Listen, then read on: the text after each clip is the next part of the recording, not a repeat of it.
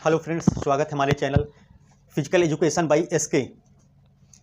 हमने पिछला वीडियो जो कवर किया था ब्लड से संबंधित, उसमें हमने आरबीसी के बारे में बताया था। अगर आप लोगों को ये वीडियो अच्छा लगा हो तो जितने भी लोग देख रहे हैं इस वीडियो को, तो इस हमारे चैनल को सब्सक्राइब करें, जिससे आने वाली जितनी भी वीडियो हो आपको मिल सके। जितने भी लोग तैयारी कर रहे हैं यूपीटीजीटी, यूपीएलटी ग्रेड, एसएससी से संबंधित, लगभग सभी में इस टॉपिक से अधिक क्वेश्चन पूछे जाते हैं। तो चलिए शुरू करते हैं आज हम हमारा टॉपिक। सबसे पहले हम देख लेंगे जिन लोगों ने हमारे चैनल को सब्सक्राइब नहीं किया है, जितने भी लोग फेसबुक पर देख रहे हैं हमारे इस चैनल को, जैसे हमारा चैनल का नाम है फिजिकल एजुकेशन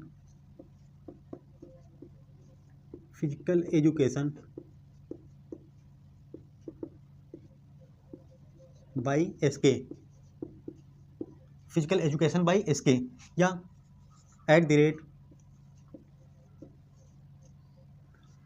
@फिजिकल 1232 जितनी भी लोग फेसबुक पर देख रहे हैं हमारा चैनल, अगर वीडियो अच्छा लगे तो सब्सक्राइब जरूर करें। @फिजिकल एजुकेशन 1232 से सर्च कर सकते हैं, या फिजिकल एजुकेशन बाय एसके।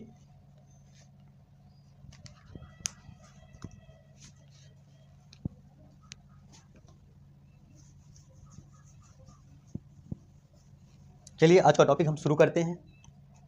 उस दिन हमने आरबीसी को कवर किया था। इसे आरबीसी के बारे में जाना था। इसका फुल फॉर्म होता है रेड ब्लड सेल्स, या वैज्ञानिक नाम के बात करें तो इरिथ्रोसाइट्स के नाम से जाना जाता है। आज हम शुरुआत करेंगे इस डब्ल्यूबीसी के बारे में।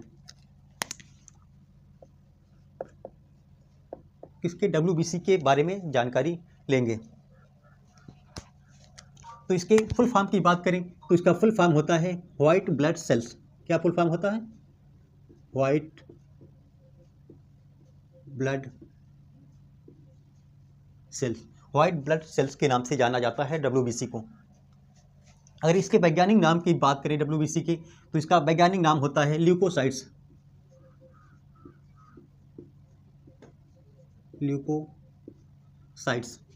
के नाम से जाना जाता है, जो इसका वैज्ञानिक नाम है। ये लगभग क्वेश्चन सभी एग्जामों में पूछा जाता है। बात करें इसके टाइप की, तो 5 टाइप की होती हैं डब्ल्यूबीसी। कितने टाइप की होती हैं? 5 टाइप की होती हैं। अगर बात करें ब्लड में डब्ल्यूबीसी पाई कितनी जाती है, बात करें डब्ल्यूबीसी की, तो 10,000 से 11,000 के बीच पाई जाती हैं। 10,000 से 11,000 के बीच में पाई जाती हैं। सॉरी, 4,000 से 11,000 के बीच में पाई जाती हैं। अब बात करें इसके प्रकार की, तो ये 5 प्रकार से इसे बांटा गया है। कितने प्रकार से बांटा गया है? 5 प्रकार से बांटा गया है। तो सबसे पहले बात कर लेते हैं हम। पहले नंबर पर है न्यूट्रोफिल्स।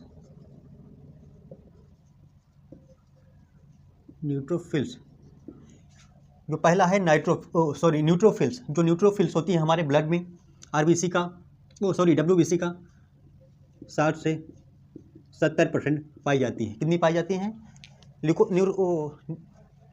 न्यूट्रोफिल्स 60 से 70%। आगे नंबर 2 पर बात करें तो लिम्फोसाइट्स।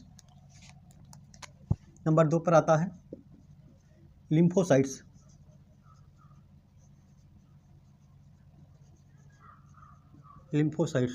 अगर बात करें लिम्फोसाइट्स की, तो एक लगभग 20 से 25% पाई जाती हैं। न्यूट्रोफिल्स 60 से 70%, लिम्फोसाइट्स जो होती हैं 20 से 25% पाई जाती हैं। तीसरे नंबर पर बात करेंगे मोनोसाइट्स।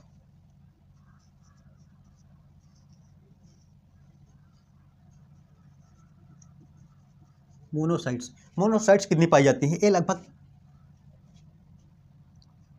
3 से 8% पाई जाती हैं। फिर हम नंबर 4 पर बात करेंगे इस्नोफिल्स।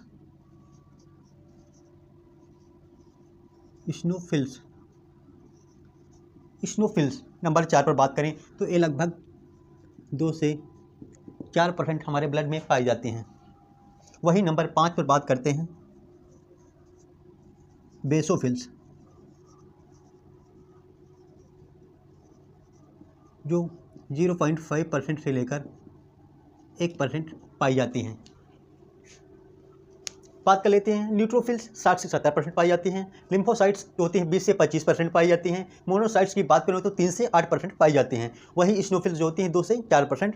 अगर बात करें बेसोफिल्स की तो 0.5% से 1% पाई जाती हैं। अब हम इनके वर्क के बारे में जान लेते हैं कि जो 5 टाइप्स की जो हमारी सेल्स, इनके बारे में जान लेते हैं कि इनका कार्य क्या होता है। अगर इनके कार्य की बात करें तो सबसे पहले आती हैं न्यूट्रोफिल्स। कौन आते हैं? न्यूट्रोफिल्स। न्यूट्रोफिल्स जो होती है ये हमारी वायरस या बैक्टीरिया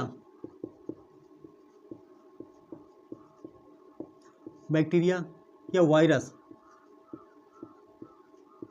वायरस के अगेंस्ट काम करती हैं या इनको डिस्ट्रॉय करने का कार्य करती हैं। अब नंबर दो आता है लिम्फोसाइट्स। लिम्फोसाइट्स क्या करती हैं? जो लिम्फोसाइट्स होती हैं जो पैरासाइटिक इन्फेक्शन होता है, जो पैरासाइटिक या बच्चों में जो कीड़े पड़ जाते हैं, जैसे बच्चे में कीड़े पड़ जाते हैं, छोटे बच्चों में, या पैरासाइटिक इन्फेक्शन को डिस्ट्रॉय करती है, उनके अगेंस्ट कार्य करती हैं। फिर नंबर 3 बात कर देंगे मोनोसाइट्स। मोनोसाइट्स जो होती हैं ये भी, इसमें माइक्रो सेल्स होती है। इसमें कौन सी सेल्स होती हैं? माइक्रोफेगस सेल्स होती हैं जो इन्फेक्शन के अगेंस्ट कार्य करती हैं, माइक्रोफेज सेल्स होती हैं। और फिर नंबर 4 बात करेंगे। नंबर 4 जो होती हैं इस्नोफिल्स। जो इस्नोफिल्स होती हैं ये भी बैक्टीरिया के अगेंस्ट काम करती हैं, एलर्जी के अगेंस्ट। किसकी? एलर्जी के अगेंस्ट कार्य करती हैं।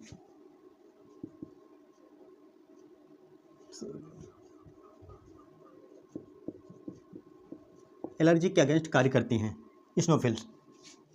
अब 5वें नंबर पर बात करते हैं बेसोफिल्स। जो बेसोफिल्स होती हैं मेनली एलर्जी के लिए ये भी कार्य करता है। किसके लिए? एलर्जी के लिए ये भी कार्य करता है। लेकिन मेनली जो बेसोफिल्स होता है, चलो यहाँ पर थोड़ा हटा देते हैं।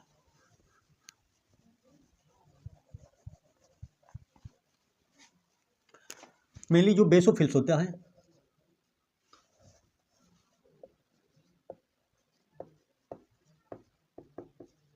जो बेसोफिल्स होता है इससे 2 प्रकार के हार्मोन्स रिलीज होते हैं।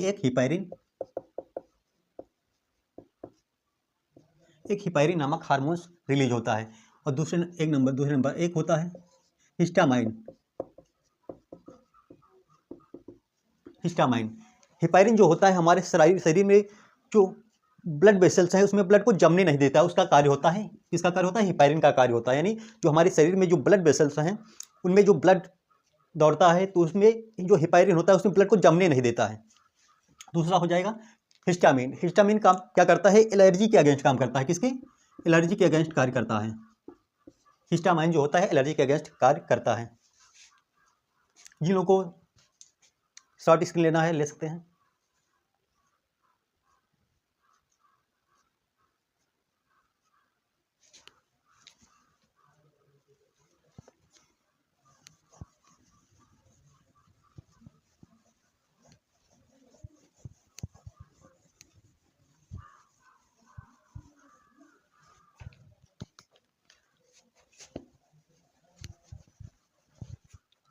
इसके बाद हम दोस्तों बात कर लेते हैं जो WBC है। अगर WBC की मात्रा कम हो जाए ब्लड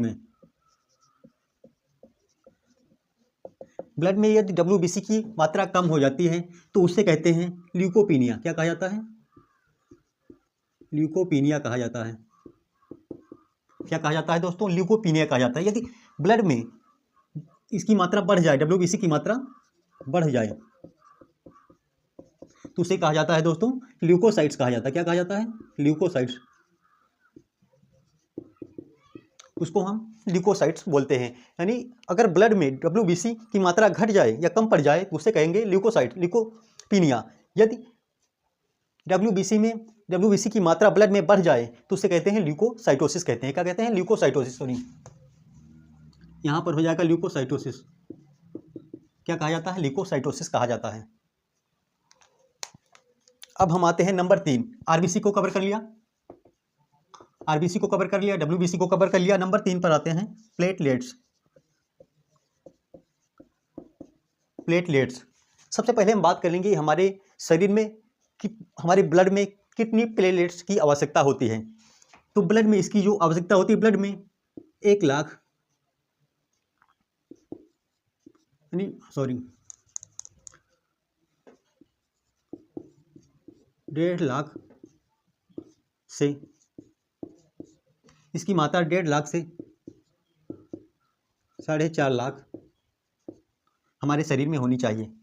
जो प्लेटलेट्स हैं हमारे ब्लड में 1.5 लाख से 4.5 लाख जरूर होनी चाहिए। अगर इसकी मात्रा कम हो जाती है, अगर इसकी मात्रा जो प्लेटलेट्स की मात्रा है ब्लड में कम हो जाती है तो उसे कहते हैं, अगर हमारे ब्लड में प्लेटलेट्स की कमी हो जाती है, प्लेटलेट्स की अगर कमी हो जाती है तो इससे एक हीमोफीलिया नामक रोग हो जाता है। कौन सा? हीमोफीलिया नमक रोग हो जाता है। कौन सा? हीमोफीलिया नमक रोग हो जाता है। इसे कहते हैं, अगर हम टॉपिक पर बात कर रहे थे प्लेटलेट्स की कमी, इसकी कमी हो जाती है तो उसे कहते हैं थ्रोम्बोसाइटोपिनिया। क्या कहते हैं? थ्रोम्बोसाइटोपिनिया कहते हैं। क्या कहते हैं? थ्रोम्बोसाइटोपिनिया। अगर इसकी मात्रा बढ़ जाती है तो कहते हैं थ्रोम्बोसाइटोसिस। थ्रोम्बोसाइटोसिस कहते हैं उसे।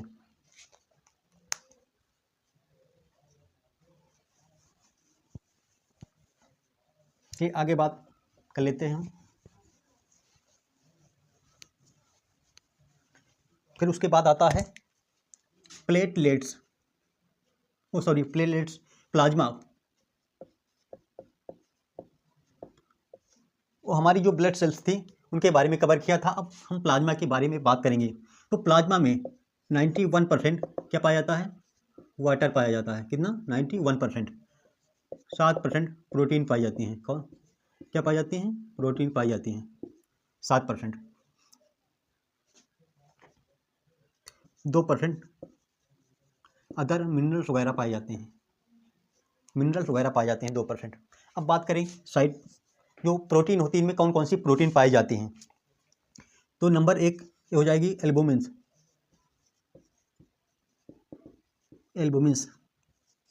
नंबर 2 हो जाएगी ग्लोबुलिन्स।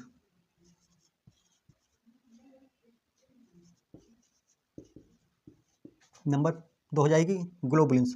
नंबर 3 हो जाएगी फाइब्रोनोजेन।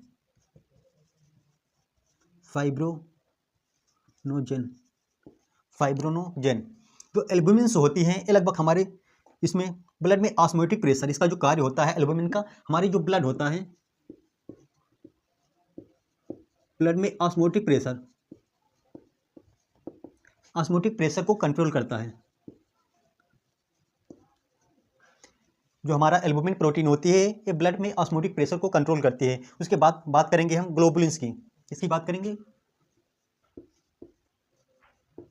ग्लोबुलिन्स की बात करेंगे। तो ग्लोबुलिन्स जो होती है ये फाइट अगेंस्ट इन्फेक्शन के अगेंस्ट कार्य करती है। इसके ग्लोबुलिन्स जो होती हैं फाइट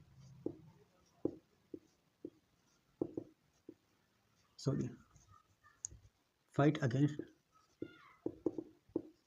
इन्फेक्शन के खिलाफ कार्य करती हैं। फाइट अगेंस्ट इन्फेक्शन के लिए रिस्पॉन्सिबल होती हैं।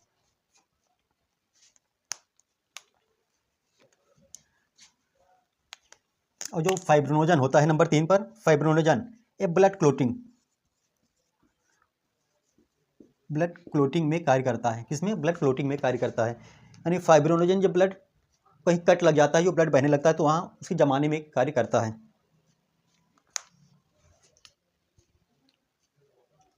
तो हमें विश्वास है कि आप लोगों को एक क्लास जरूर से जरूर अच्छी लगी हो। तो जिन लोगों ने सब्सक्राइब नहीं किया हो सब्सक्राइब कर सकते हैं। आज का टॉपिक यही समाप्त होता है। अगले टॉपिक हम लेकर आएंगे जल्द ही। Thanks for watching.